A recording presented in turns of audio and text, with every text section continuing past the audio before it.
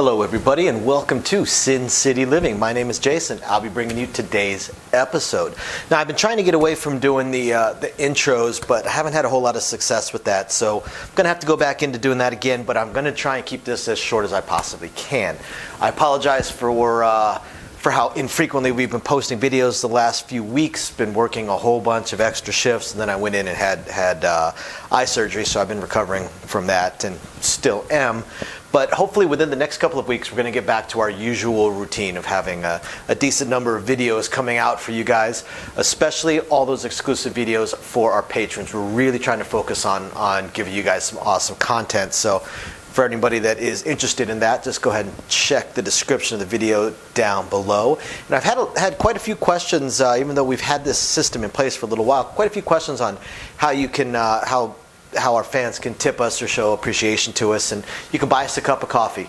We set up a quote-unquote tip jar for that. Again, just check the description of the video down below if you're curious about that. Otherwise, hope you guys are enjoying things. Please email us with anything, strategies you would like to see, questions you may have, videos you would like to see. If you would like to see us do the true crime stuff again, or just the mob stories on Vegas, or the history of Vegas, or restaurants, anything you might like to see from us, please shoot me an email, sincityliving.lv@gmail.com. We love shooting this stuff for you guys. Otherwise, we're going to jump right into today's video. Hello everybody and welcome to Sin City Living. I'm Jason. I'm Louie. And we have Pete here joining us today. And we thought we'd do a couple things a little bit different for you guys. Some more off-the-cuff videos and bringing in a guest appearance. Pete's been in the business for a long time because he's old. And he's got some stories to tell, I'm sure. So, yeah, let's lead it off. Louie, why don't you ask him some pointed questions? Let's talk about how you came into the business. All right. So I've been in the business 11 years now. Moved to Vegas and was playing poker for a while, a year and a half or 2 years. And then they shut down online poker in the U.S. And I was thinking about going to dealing school anyway. No. So next week went to dealing school. Okay. 2 weeks at dealing school, and I knew the games already, just didn't know how to deal them. So Right.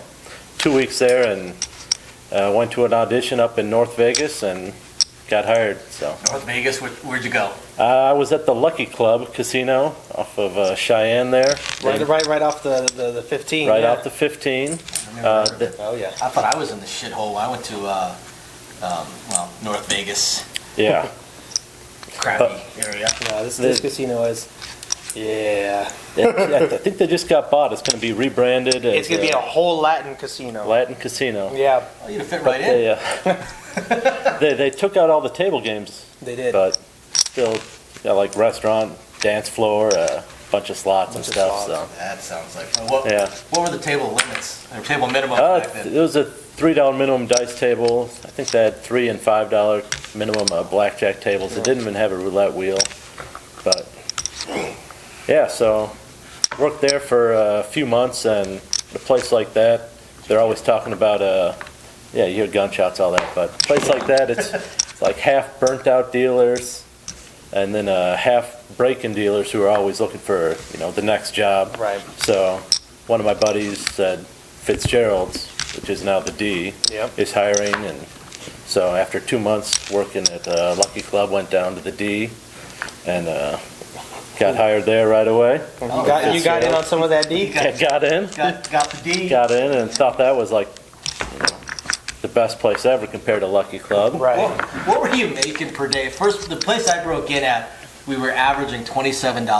Not broke in. I only worked there 3 weeks, but It was $27 a day. It was probably about that. We had some days that were $15 or so, and then you get like a $65 day, and you're like, awesome, that's a good score, And but you're learning on the job. You're practicing. You're getting some experience, and then so got hired downtown, and I thought that was great. Then pay was better, the food was better, and customers are better. Everything's better. And Well, because downtown is what, maybe 50-50 locals and tourists? Because the tourists are usually better. Yeah. yes, About 50-50. yeah, about 50-50. Yeah, So- tourists are usually more fun because they're usually coming out to have fun. Yeah. They're coming out to enjoy themselves, have a good time. Whereas the locals can be pretty rough because they act like they're professional craps players. Yeah. They're not. So you actually see some action downtown every Right. once in a while. Nothing huge, but stuff you haven't seen before, so that's Right. fun. Well, yeah, Vegas is known for that. And then worked there for 6 months, and then one of the box ladies says, go down to this other casino. I know the casino manager. They're looking for dice dealers. Right. I go down there, put an application in, and got hired there. So been there ever since. Yeah. Oh Yeah. yeah, probably. I've seen the standards of dice dealers. So yeah. Yeah, they'll hire anybody. Yeah, but you Yeah. know what? The thing about it is, just to add to it's just the quality of dice dealers is kind of going down a bit. Like just overall, I don't go out very often and play. I mean, I go out and Drink. No, I actually haven't drank in a few weeks. It's sounds like years. Man, I cut it out for I haven't last drank in few about weeks. it's Monday, yeah. So about a week, about really about 2 weeks. Amazing. No, so no, but the quality of like overall dice dealers is kind of going down a little bit. That's a good question because two of us haven't been in business that long. 4 years. 4 years for me. About 4 years for me. Coming And up I have a lot of people that have been in it for a while. Tell me about back in the day how entire crews would get fired on the spot, or if you're not doing perfectly to procedure, they pull you off the game. Right. Yeah. And that stuff just doesn't happen anymore. Now with the rise of corporations and HR and people able to complain and Unions. cause all this pain in the butt really. That almost all of it's gone away. When you broke in, was it still like that though? You had to be perfectly to procedure, or you were going to get.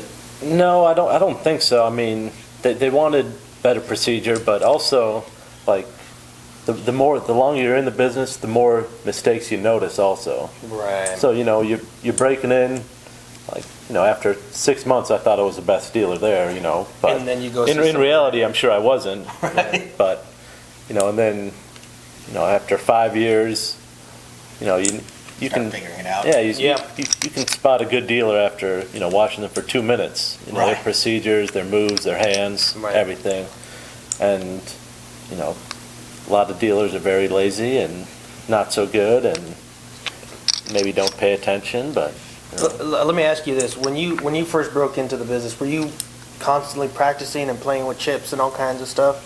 I was good with chips already because I played poker, Right. so I was constantly Didn't even know her. 40 hours a week at the poker tables for a couple of years. Right, so you I was have good hands, with right. chips, but What then about just- payouts and press moves? Did you practice those?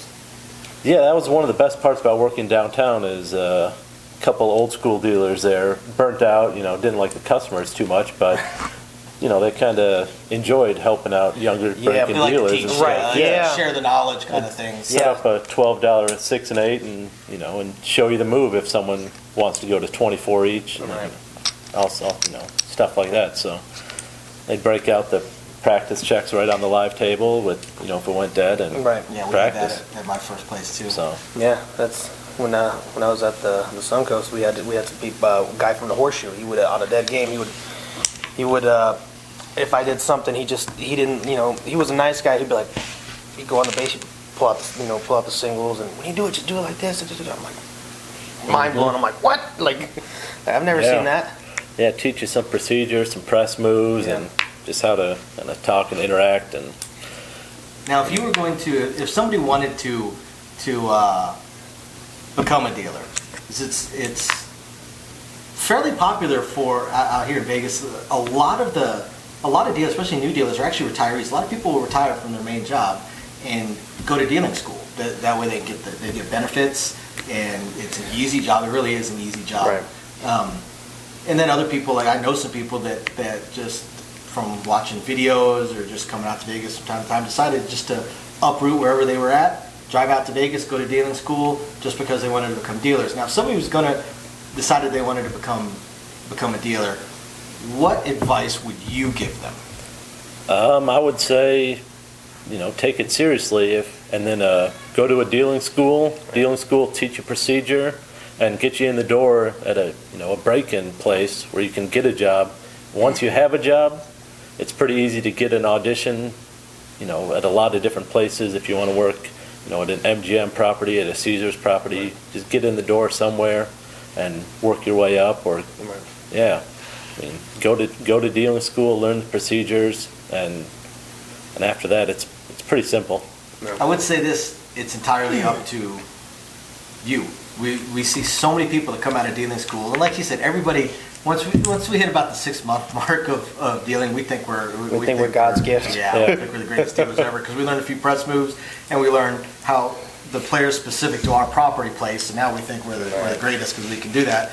And a lot of dealers, I've noticed there's a pretty big line of demarcation between right around that 6-month to a year mark of ones that stop trying to get better and the ones that continuously try and improve.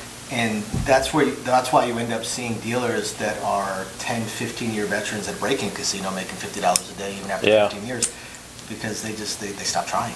Yeah. Yeah, you can definitely notice that in dealers. Some of them are definitely capable of being a lot better than they actually are, and they're either lazy or don't care. Or already somehow burnt out after got infected by the other burnouts. I've noticed that's an issue. That's one thing that drives me crazy is the burnouts. I mean, where I'm at now, you have the extra board list is huge. To get full time takes like 10 years, and you have dealers that come in and they've been extra board for a couple years, 2, 3, 4 years, and they're burnt out already. It's like, what? Like, how are you burnt out? We're at one of the best places, and you're burnt out. Like, you're shying away. Anytime somebody walks by the table, you don't want to make eye contact. Or making fun of the players. You're making fun of the players, right? Yeah. I don't understand it. You know what? What I think, what I've seen from some of the burnouts I've seen, is the ones that turned 21, went to dealing school, and started dealing. The ones where it's functionally their first job or their first real job. Maybe they worked in high school or something, but for the most part, the ones where it's pretty much their first and only job in their life, they tend to be the worst burnouts, because I've noticed that the people that have worked other jobs understand how easy our job is and how simple it is. It's easy. And, I mean, if you spent more, 4, 5, 6 years working, say, retail or restaurants, and then went to dealing, these burnouts that complain about the players, they have no clue what bad customers are like. The ones that complain about the job, they clearly never worked construction or worked in the military or something. I mean, that's what I've noticed, is the ones that it's their only job for 40 years, they tend to be the most. How about the ones that tell you got to get out of this business, you got to go do something, it's like, what are you talking about? When I was in college, I worked in this plumbing company, and we used to have to dig trenches for the water lines and stuff like that, and during the summer, and that was brutal. You dig trenches just to get these big houses to get the water line to go through, and then you have you're messing with water softeners out in the heat.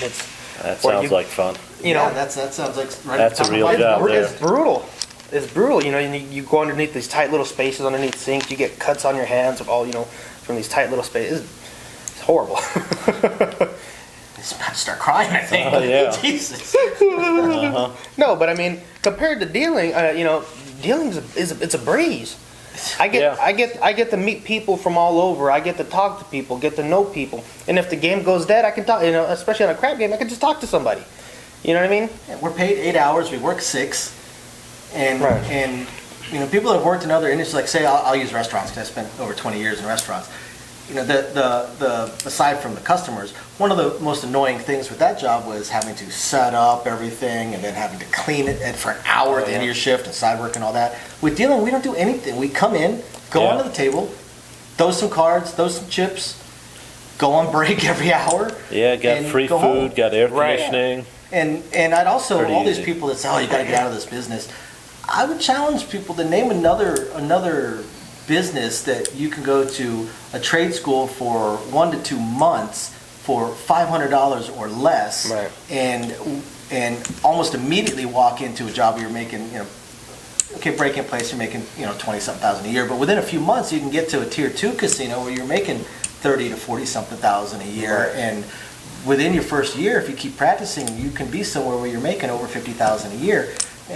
What other industry can you go to a trade school for $500 for a couple months and end up within a year and a half making the kind of salary that you can support, get a house, a family, Right. car. I mean, you can have a good life. I can't Yeah. think of another industry. Yeah. I agree.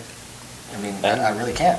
The only knock I would give to this industry to the dealing schools themselves, because I used to teach in one, so did Louis. Only knock I would say is that another unique thing about dealing school is it's pretty much the only trade school I know of that you really can't fail. Like you go into a class and some people finish in 2 days, some people finish in, like blackjack, finish in 2 weeks.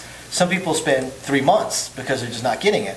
And eventually it's basically the schools kind of give up and send them to the worst casino they know of to audition and hopefully get hired. Whereas I think the dealing schools really should be more like a school where the course is X number of weeks long. At the end, you either pass or fail. If you fail, then you can retake it, maybe a discount.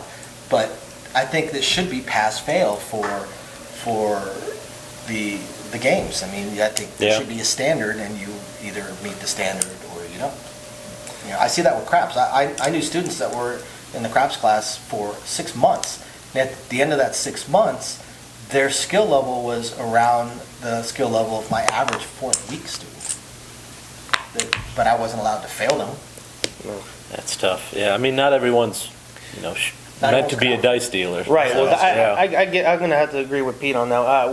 One of the oldest guys we know who's been in the business since the '60s. He's a really old guy, and yeah, I love this guy. He's a good guy. Hey, OG. He's an OG. Yeah. I won't say his name, but he leans over to me one day. He goes, "Dice is hard," and he goes, let me tell you something. He goes, he goes, let me tell you something. He goes, in this business, he goes, especially on craps, some people get it, and some people just don't. And, that's it. Especially when it comes to craps, you either get it or you don't. You could be a dice dealer, or you could be a 21 dealer who knows dice. You know what I mean? You're either a Yeah. dice dealer or someone who deals dice. There's Right. There's a difference. From teaching, I would say 50% of the people that go into a craps class will never deal dice. About 20% of them won't even finish the class. About 50% of them will never deal dice for more than about a week before they get kicked off of it, and then they will only deal cards after that. And of the remaining 50%, I'd say only maybe 1 in 10 of them actually become actual dice dealers. The others are just people that deal dice that we just tolerate because there's usually 1 or 2 people on their crew that will carry them. Yeah. So a lot of dealers kind of plateau after 6 months or a year, and that's as good as they're going to get. Because they stop trying. Stop trying. Yeah. Yeah. Well, the good thing about these about the casino business is you can move around so much if you hit a plateau. One thing that I was recommended when not my first crew. When I was on the 7 o'clock, I started on the 7 o'clock crew. Then I ended up going to this a couple of years ago. And then I ended up on the 5 o'clock crew. And when I got on the 5 o'clock crew, I had really good dealers. And one of them, he told me, he goes, you want to get better at this business? I said, yeah. He goes, okay, well, you deal here for a while, then you got to get out, go somewhere else. I'm like, what are you? And at the time, I was thinking, like, what the hell are you talking about? This place is amazing, and I love it. It's still one of my favorite places to work at. But he goes, if you want to be good, he goes, you got to experience different action. He goes, you'll get this action down, but you got to go somewhere that's going to give you different action. You're going to hit a plateau. He goes, you can practice all you want, it helps, but you're going to see different action at another place. Maybe there's different limits. Maybe the buys are different, the odds are different. There's the different play style, different clientele, the way they move the dice, the different prop bets. There's different odds on the prop bets. So that's one thing. If you want to get good at dice, you got to kind of deal around a bit. You can't just deal at one place and then stay there for the entirety of your career. Which there's nothing wrong with that if you're comfortable there and you go, okay, this is what I'm proficient and I want to be here. I'm comfortable. I like how much I get paid. I can get around the layout. Good with this particular action. Right. Nothing wrong with being the big fish in a small pond. Right, nothing wrong with that. I mean, especially if you got good, you got good pay, you got good benefits, you have a family, something like that. Nothing wrong with it at all. Now, if you want to be the cream of the crop, one of these top tier, people like, I've seen good dice dealers. I've worked at, I want to say about five or six different properties, and I think 5. And you see different people at, like, oh, this guy's good. Then you go to another, oh, this guy's really good. And you go, oh, this guy's good. And you're like, whoa. And then you see some of these old school guys who broke in, and they're like these old school Caesars dealers, and they're older in their 60s, and you see their hands and the way they deal the big action, and they don't, to them it's just it comes natural. It's just another day at work. They're dealing thousands of dollars, and it's just their hands are clean. You don't hear anything, and it's just smooth and proper. And you're like, I want to be like that. I want to be like that one day. Yeah. And just keep practicing. Always keep practicing. When I've been dealing for just a few months, one of our coworkers that's now on day shift came to me one time. How long have you been dealing? About 5-6 months. Want to be a good dealer? Fuck. What am I doing? And he told me a couple things to practice, and said, it's up to you. I won't yell at you if you don't do it. It's just up to you if you want to be a good dealer or not. That's pretty much what it comes down to. Mm-hmm. Now we're gonna go ahead and end this particular video. Let's go out with a little trick, Pete. Oh, all right. So from my poker playing days, learned a few chip tricks. So here's one. Lower one chip down below. Put a little pressure on it. Release. It shoots up in the air. If the table has some bounce to it, you can bounce it back into your hand. That one does not have bounce. Yeah, this table's got no sponge in it, so it doesn't bounce, but still. Alrighty, folks.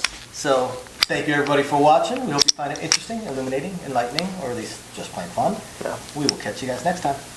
Bye now. See ya. You know what's funny? Thank you everybody for watching today's video, and as promised, a little bit more detail on things that we are working on. So again, we want to continue trying to expand the channel. We're really hoping to be able to add roulette as soon as possible, and then some video keno, video slots, stuff along those lines. Unfortunately, it ate up almost all of our cash, paying off all of our bills during the month of January while we were down. And now that the holidays have ended, YouTube's payouts have dropped significantly. So we're kind of treading water here as far as all that goes. Do have a lot of things we want to add, though. Not just those things, those additional games, and hopefully some carnival games and such like that. But the live streams. The biggest problem right now with the live streams is with 3 jobs combined between the 2 of us, 4 if I include the 20 to 30 hours a week I'm putting into the YouTube channel. It's very, very difficult for me to have a day and time that I can commit to doing the live stream every single week, because we also have our very young child to take care of. But I'm trying to figure that out. I'm thinking it's probably going to end up being on Monday nights or Tuesday afternoons, or possibly both. I intend to do at least one live stream exclusively for our patrons, and then another one on the YouTube channel. So possibly both days. We also have a few other things that we really want to attempt to move forward on. I'm just running into either time or skill set issues. I do want to eventually have a website going for us. I did used to program websites over a decade ago. A lot of things have changed, and I just don't have that time. And not a whole lot of knowledge on the current state of building websites, hosting what sites can host, and how to build up the e-commerce stuff. So if anybody has any skill sets along those lines and would like to answer some questions or just help us out, shoot us an email, sincitylivinglv@gmail.com. Also, I really hope to be able to start adding some exclusive stuff from Sin City Living, logoed shirts, hats. I'm looking to get custom dice made, even custom layouts made, although those would be pretty expensive. But I know zero about e-commerce and drop shipping and anything along those lines. So if you have any skill or knowledge in that area, please email me. I would love to ask you some questions and see if you can answer a few to help me figure out how to get that going.